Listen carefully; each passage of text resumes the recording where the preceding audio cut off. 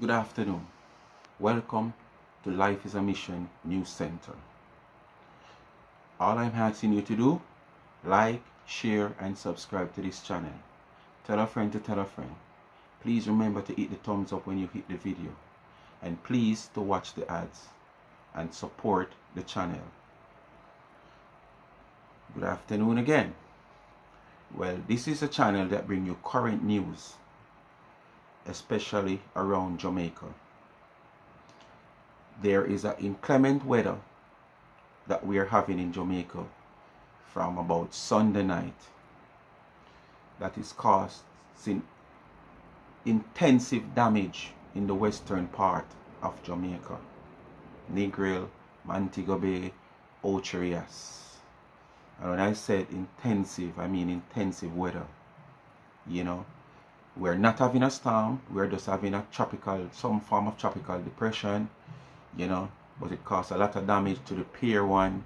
It caused a lot of damage to the pier itself, where those cruise ships come in to dock. That one part of the pier actually torn off with the weather.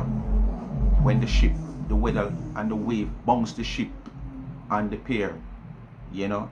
And at one point they even said good thing that the Juta men were there to release the ropes, those 6 inches rope. You know, those ropes are so fat that they used to anchor down the ship and the pier.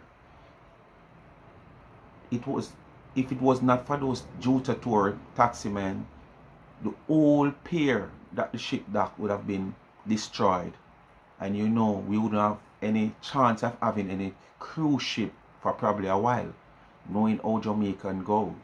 You know, money have to go allocate and this. Okay, sometimes for some things they have emergency funds that they can go at immediately to repair, and like how that is for cruise ship that is bringing in a lot of cash, probably they would have find that emergency money.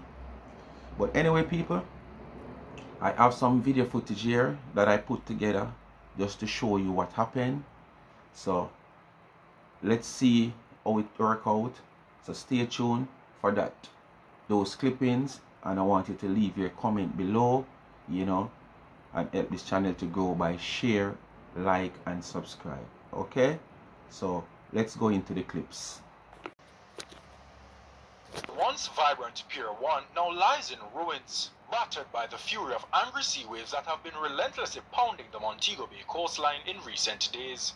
The restaurant appears as though a hurricane has swept through, leaving behind a chaotic scene of overturned furniture and fractured floors. Owner and operator of the entity, Jason Russell, bemoans the damage. Some areas will require some engineering to rebuild. Fortunately for us, some of those areas are areas that we can open without having access to. So it's just about starting to put a framework together to open back as quick as possible. The roadway entrance resembles the aftermath of a seismic upheaval, with debris scattered and asphalt cracked. We already have heavy equipment mobilized, so we're going to be clearing the roads, and then we'll see what the status of the road is. The government has shown support verbally that, you know, the road does belong to them, and in short order they're going to try and see what they can do to make it as accessible and make any repairs as necessary. Russell expresses uncertainty as there is no estimation of the repair costs at this time. Nonetheless, as the cleanup activities continue today, he hopes to reopen as soon as possible. Renaldo Adams. Montego Bay's coastline has been transformed into a scene of chaos as relentless waves pound the shores, causing significant damage to boats docked in the area. Boat owners are facing the harsh reality of their vessels being destroyed or severely damaged, leaving them with the daunting task of repairs and restoration. Images of boats being tossed around by rough seas, some overturned and some battered against the pier. For many boat owners, their vessels are not just a means of recreation or livelihood, but cherished investments. The sight of their boats in disarray is both heartbreaking and financially burdensome. Repairing the damage inflicted by the rough seas will require considerable time, resources, and expertise. Well, I was a boat owner before. No, my boat get mashed up in a storm before. So right now, I rally with one of my brethren as a boat owner. Well, in this incident, we have a liquor problem with the boat because our boat get liquor shaken up and liquor repair need. We have fish pot out at sea, same way. We don't get to check them as yet, so we don't know if we lose any fish pot or anything as yet. So, you know, but the major problem we have right now is just the boat. We know we in last half. Director of the Montego Bay Fishermen's Cooperative, Donald Bell, says the loss of these vessels disrupt not only individuals' livelihood, but also the economic ecosystem. I don't know if it different, maybe I gotta call it a freak staff. However, as part of the cooperative, we have a team where we normally give out information about the weather where you come and such, and that, you understand? So we follow up on that. So we don't have too much damage yet, but we have to wait upon what the later date we can decide and see what damage done. A couple people lose engine so far. That's about it. So as I said, because they try to get on all the boat them and get them properly and more to see if I think kind of look like you go get no better, you go get the rest to me. Despite ahead, the resilience and determination of the Montego Bay Fishermen's Cooperative are evident as they come together to support one another. Business operators in Ocho Rios, St. Anne are still picking up the pieces following heavy rainfall Monday night. A rough sea left its mark on the Ocho Rios Pier on Tuesday, forcing tourists to move briskly to safety as the unexpected unfolded. What you are now seeing is a closed shipyard as water made its bed on land, its new territory.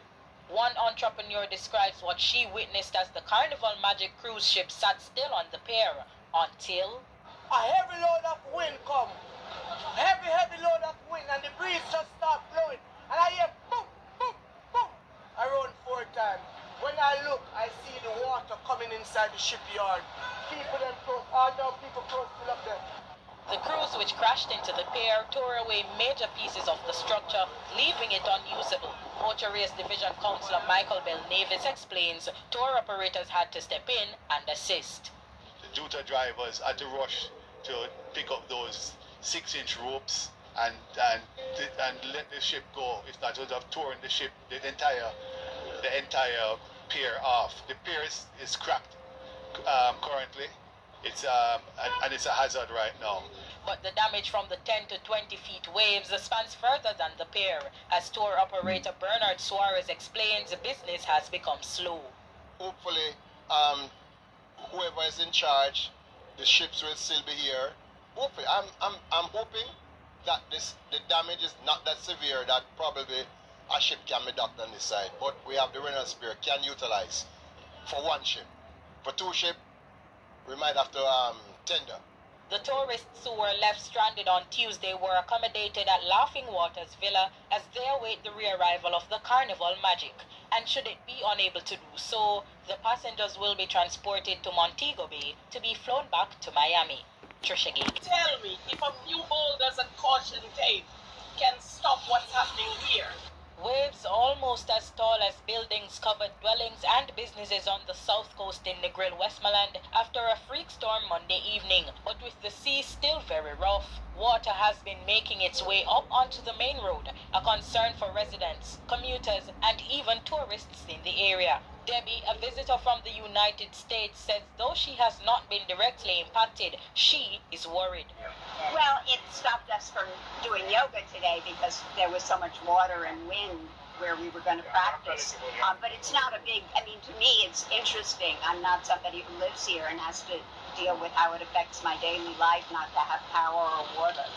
So my heart goes out to people who lose businesses or lose livelihood.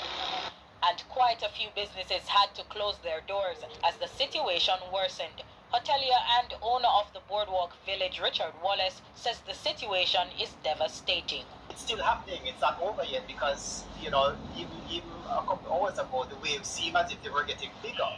So we're still not sure what the total outcome will be.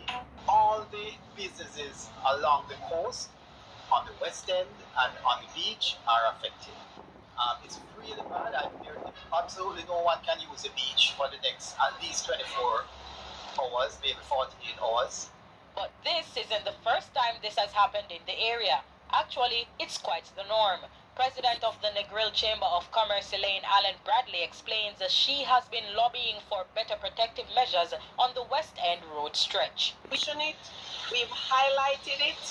We have done everything in our powers to bring it to the powers that be, to tell them that this is bad for a main tourist resort that bring in over 30% or thereabouts of the revenue.